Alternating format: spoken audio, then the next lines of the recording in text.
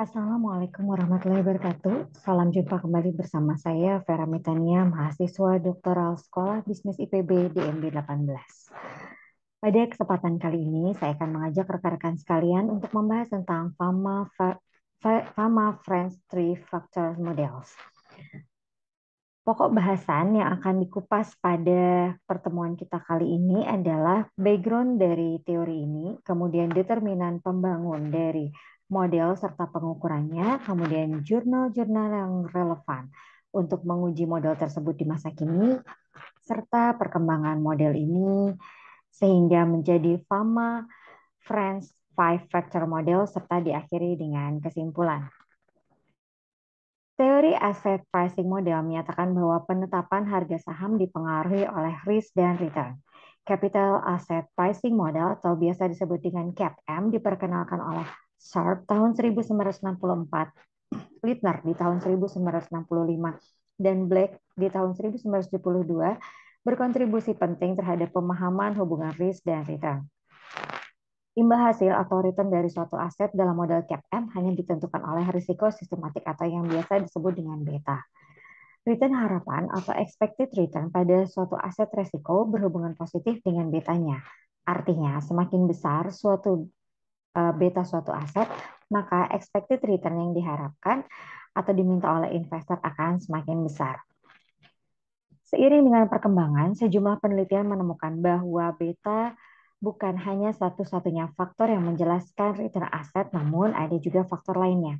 Penelitian Barnes di tahun 1981 menemukan bahwa ukuran perusahaan atau firm size yang diasumsikan dengan nilai kapitalisasi saham juga masuk dalam resiko atau beta yang mempengaruhi expected return.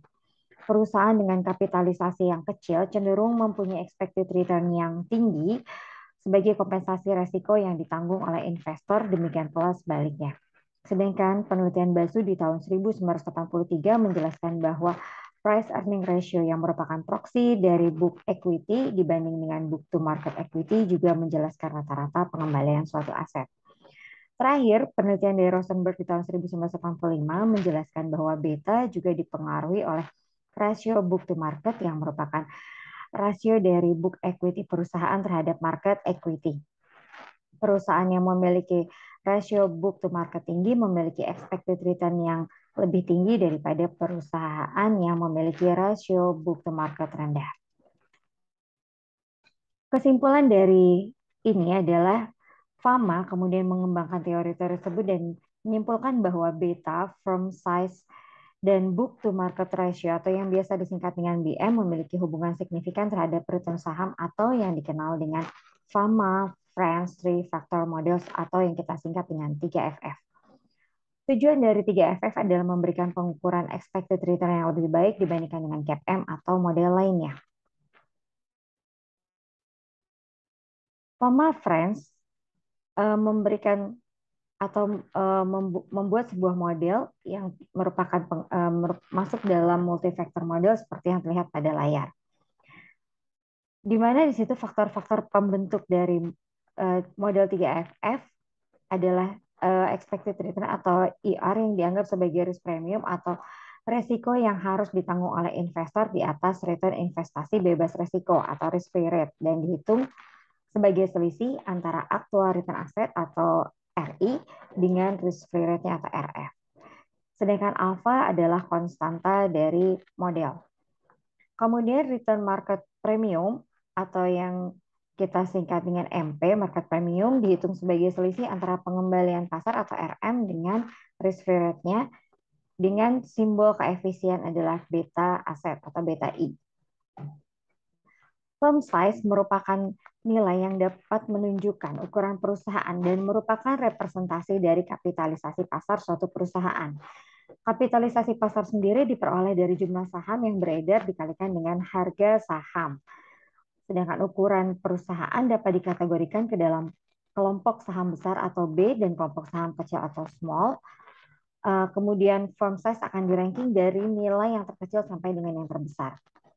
Kelompok saham-saham B atau big adalah kelompok saham atau kelompok perusahaan yang memiliki nilai firm size di atas median atau nilai tengahnya. sedangkan kelompok aset S atau small adalah sebaliknya. SMB merupakan selisih rata-rata return perusahaan kecil atau small dengan rata-rata return perusahaan besar atau big. Value ditunjukkan dengan book to market ratio atau BM diperoleh dari nilai buku dibagi dengan nilai pasar dari suatu perusahaan. Berdasarkan faktor ini, saham-saham dikelompokkan ke dalam 3 kelompok, yaitu kelompok low atau L, medium atau M, dan high atau H, dengan bobot masing-masing 30% untuk low, 40% untuk medium, dan 30% untuk high.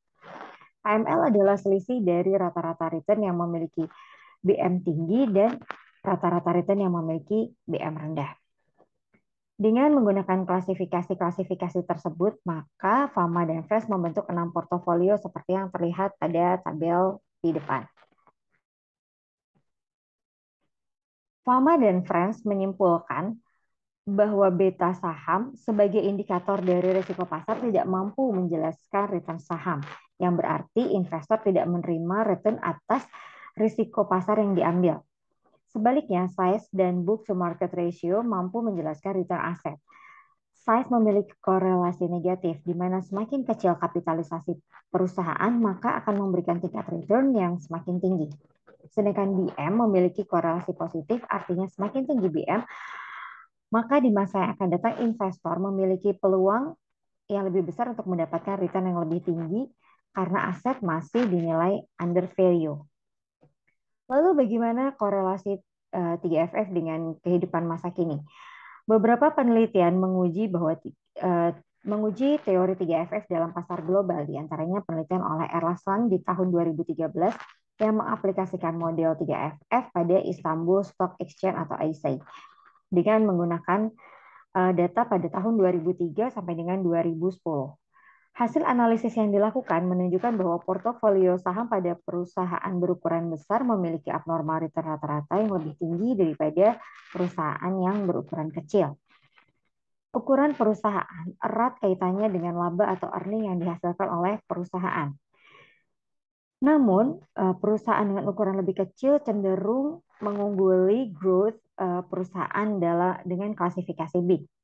Dari risiko sendiri, small size firm memiliki risiko yang lebih tinggi dibandingkan yang big, sehingga dikompensasikan dengan expected return yang juga lebih tinggi.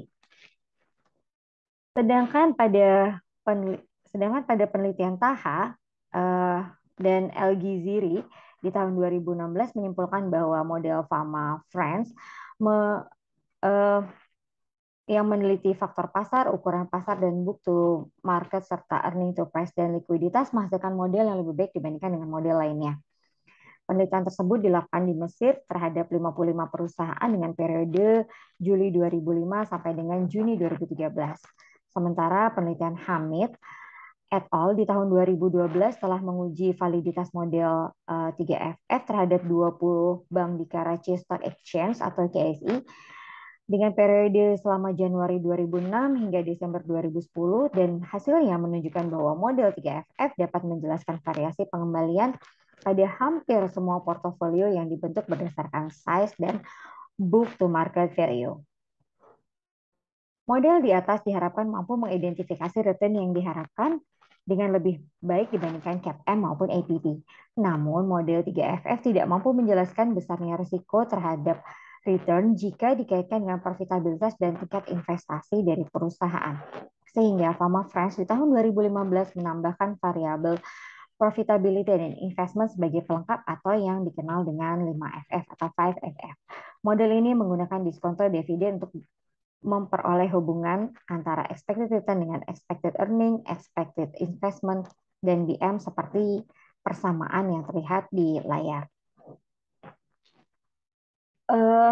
Variabel robust minus weak atau disingkat dengan RMY adalah faktor profitabilitas pada periode T, sedangkan variabel CMI atau konservatif minus agresif adalah faktor investasi pada periode T. Fama dan Friends menguji model 3 faktor dan 5 faktor tersebut di Amerika Serikat pada periode Juli 1963 sampai dengan Desember 2013. Dan mereka menemukan bahwa model 5FF lebih baik daripada model 3FF dalam menjelaskan variasi dari average return saham. Selain itu, mereka juga menemukan bahwa faktor book to market atau HML merupakan redundant dalam menjelaskan average return saham dengan adanya penambahan faktor profitability dan investment. Lalu kesimpulan apa yang dapat diambil dari diskusi kita tadi? Ada dua kesimpulan yang dapat ditarik, yaitu teori 3FF lebih baik dalam menjelaskan expected return dibandingkan dengan CAPM maupun IPT dan didukung oleh banyak penelitian. Namun teori 5FF dapat menjelaskan determinan pembangun return yang diharapkan dengan lebih baik dibandingkan 3FF, didukung oleh banyak penelitian yang telah dilakukan. Harapannya penelitian 3FF maupun 5FF dapat dikembangkan dengan memasukkan variabel lain sehingga faktor pembentuk pengembalian aset dapat dijelaskan dengan lebih baik lagi. Demikian diskusi kita kali ini. Saya mengucapkan terima kasih atas perhatian dari rekan-rekan semua dan mengharapkan masukan serta saran untuk memperbaiki tema diskusi kita pada kali ini. Akhir kata, saya akhiri dengan wassalamualaikum warahmatullahi wabarakatuh. Terima kasih.